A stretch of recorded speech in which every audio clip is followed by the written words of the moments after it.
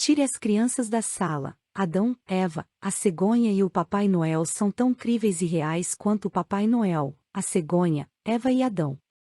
Uma pena que o tempo não pare nem olhe para trás.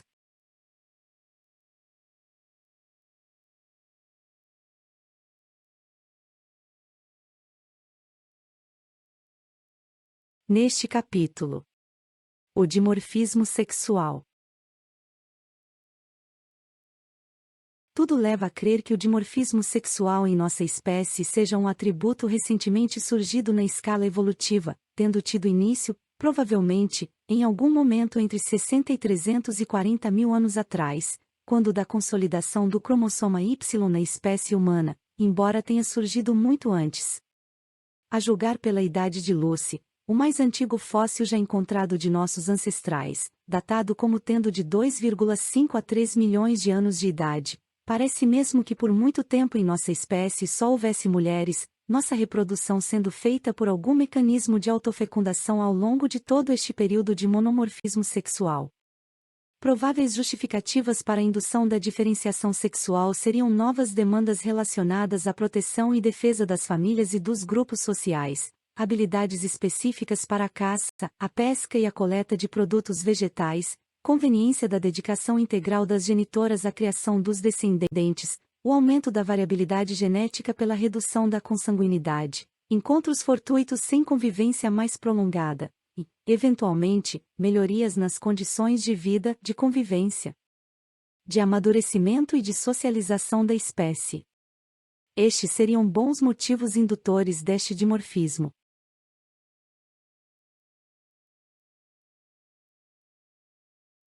Há vários indícios que dão sustentação a esta conjectura e, como disse, reuni-los é um dos objetivos deste livro. As fêmeas, então, por esta hipótese, teriam dado origem aos machos para protegê-las e as suas crias, com maior capacidade física, resistência e velocidade de deslocamento, para fecundá-las e se dedicarem à provisão de alimentos, já que não tinham como fazer tudo sozinhas. Talvez tenham escolhido as mais fortes entre elas para se especializarem nestas funções. Para que isto fosse possível, elas haveriam de ter sido capazes de autofecundarem e assim terem se reproduzido por longo tempo. Em outras palavras, os homens seríamos mulheres especializadas naquelas funções.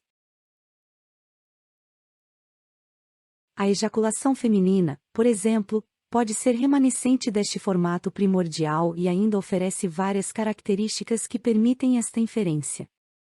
Porque ainda hoje haveria mulheres capazes de ejacularem para fora, para o meio externo, em jatos de fluidos corporais de composição variável, mas sem qualquer função objetiva conhecida, muito menos reprodutiva, ao contrário da ejaculação masculina. Pode ser um sinal de que houvesse fecundação cruzada entre diferentes fêmeas para, eventualmente, reduzirem a endogamia ou consanguinidade através deste previdente hábito comportamental. Neste caso, como ao longo de toda esta elaboração, alguma forma de inteligência haveria de estar por trás de todos os processos, arquitetando e realizando experimentos. Falarei sobre isto mais à frente, mas adianto que, em minha opinião, esta inteligência nenhuma relação tem com qualquer deidade ou personagem de qualquer mitologia de ocasião, particularmente da Vaticana. Não há espaço aqui para tais ingenuidades e simplificações pré-científicas. A localização do ponto G é outro indício anatômico de que no início elas talvez copulassem entre si, mesmo sem a interveniência de um pênis, eventualmente usando as próprias mãos. Trataremos melhor deste assunto logo em seguida.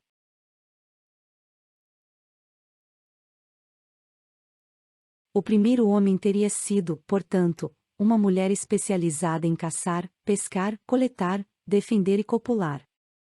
Tarefas importantes, essenciais, mas secundárias diante das demandas da maternidade. Maior resistência física, mais hemoglobina no sangue e melhor senso de direção, atributos essenciais para as longas peregrinações necessárias para as caças, pescas e coletas de alimentos e suprimentos, são indícios que dão sustentação a esta possibilidade. Mulheres são capazes de realizar várias tarefas ao mesmo tempo, como necessário para as lides domésticas, ao contrário dos homens, que precisam se concentrar em poucas delas de cada vez, como necessário nas caças e incursões pelas perigosas savanas e florestas a serem exploradas. O fato de as mulheres perceberem mais nuances de cores e odores que os homens também aponta para alguma especialização nas tarefas domésticas mais típicas, como seleção e preparação de alimentos e cuidados com a prole, particularmente aquela em idade ainda não compatível com o domínio das linguagens faladas. Além dos órgãos genitais, o homem difere da mulher em vários outros aspectos, como a altura e o peso médios. Somos cerca de 7% maiores que as mulheres e, consequentemente, nossos órgãos são maiores, o tecido adiposo abaixo da pele é mais fino e, dessa forma, temos um contorno mais anguloso do corpo. Nossa pelve é mais estreita e os ombros mais largos, a laringe maior e, consequentemente, a voz mais grave, além da maior quantidade de pelos, principalmente na face. Em média, as mulheres são 10 a 15 centímetros menores e 10 a 20 quilogramas mais leves que os homens. A menor altura se deve à maturação mais rápida do esqueleto e ao fechamento mais precoce das placas epifisárias de crescimento. A alta incidência de câncer na próstata sugere que é uma glândula ainda inconsolidada, indicando sua formação mais recente na escala evolutiva. É o segundo tipo de câncer mais frequente nos homens, 33 a 100 mil, o dobro da incidência de cânceres de útero, 15 a 100 mil. Logo, deve estar mesmo ainda em processo de formação e consolidação.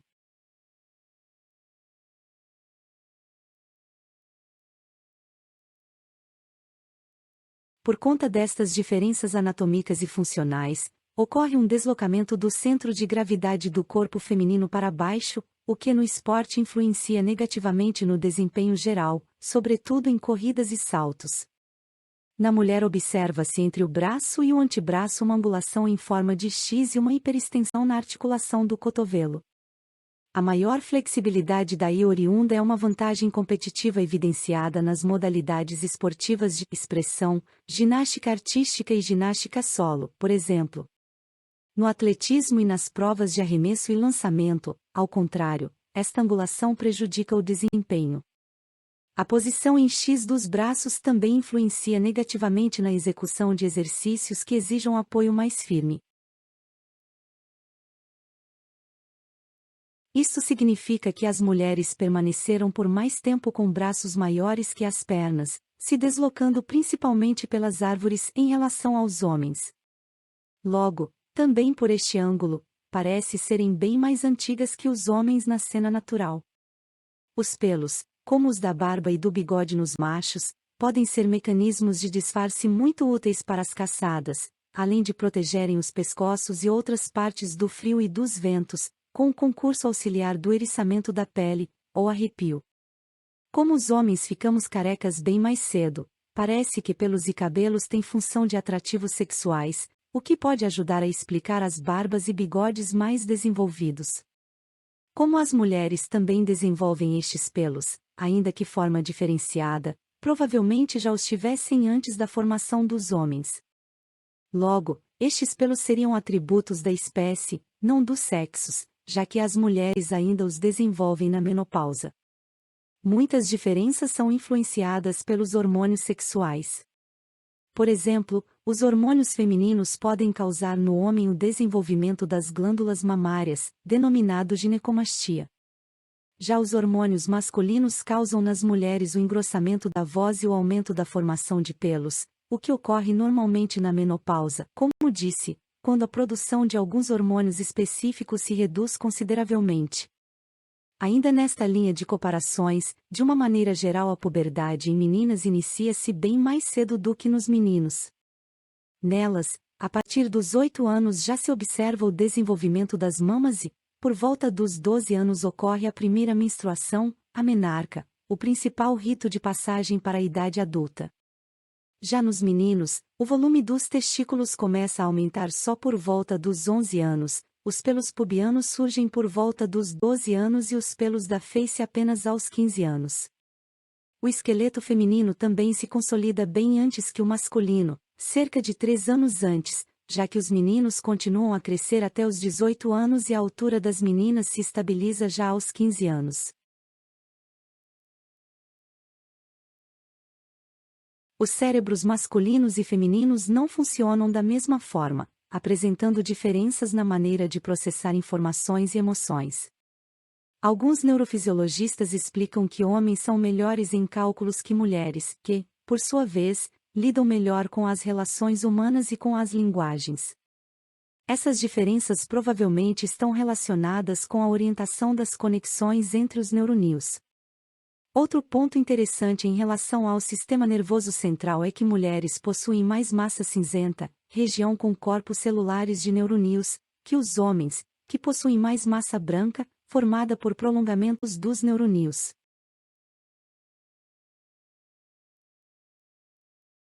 De acordo com minha hipótese, a da protogenia humana, o lóbulo esquerdo do neocórtex, self, de acordo com outra tese minha, apresentada no livro Método 4D, citado ao final deste livro, haverá de ser mais tipicamente masculino, a porção homem nas mulheres, e o direito, narciso, idem, mais tipicamente feminino, a porção mulher dos homens. O ego e o contraself, que correspondem anatomicamente aos sistemas límbico e reptiliano, respectivamente, haveriam de ser necessariamente femininos, por conta de seu surgimento e consolidação ao longo do tempo no processo evolutivo. Esta conformação da psique tem implicações profundas no comportamento e nas reações das pessoas, que são objetos de detalhados estudos no livro citado, que fogem, por sua extensão e alcance, de nosso foco aqui. Pelo visto, não é à toa que Lucy haveria mesmo de ser uma fêmea. Em outro recorte do dimorfismo sexual, um único óvulo se equipara funcionalmente a milhões de espermatozoides. Enquanto permanece soberano em seu trono, os milhares de peixinhos têm que se virar para alcançá-lo. Basta comparar seus tamanhos para se perceber quem é o mais forte e mais poderoso neste processo. Como já vimos, o cromossoma Y é tido como um X definhado. Está sempre sozinho, sem um parceiro, ao contrário dos autossomos, cromossomas não relacionados à determinação do sexo, ou X nas fêmeas. Ele passou de um super X, com mais de 1.400 genes há centenas de milhões de anos, 250 a 300 milhões, para um pequeno e nodoso cromossoma com apenas algumas dezenas de genes, de 100 a 184, ao que consta. Voltando àquela questão inicial, por oportuno e pertinente, apesar de os mamilos não terem qualquer função aparente no corpo masculino, é curioso saber que eles ainda podem produzir leite. Isso acontece porque todo homem tem certo nível de estrogênio, o hormônio feminino, de prolactina e de citosina, responsáveis pela produção e liberação do leite. Se o indivíduo sofrer alguma anomalia que afete seu equilíbrio hormonal, especialmente das prolactinas, as glândulas mamárias poderão crescer e começar a produzir leite. Tal acontece em algumas condições extremas de vida, como já se observou em campos de concentração nazista. A sucção mecânica também pode promover a produção de leite pelas glândulas mamárias dos homens. Este fato é outro indício que aponta para a procedência de nossa hipótese de trabalho. Próximo capítulo. Um provável arranjo anatômico de nossa psique.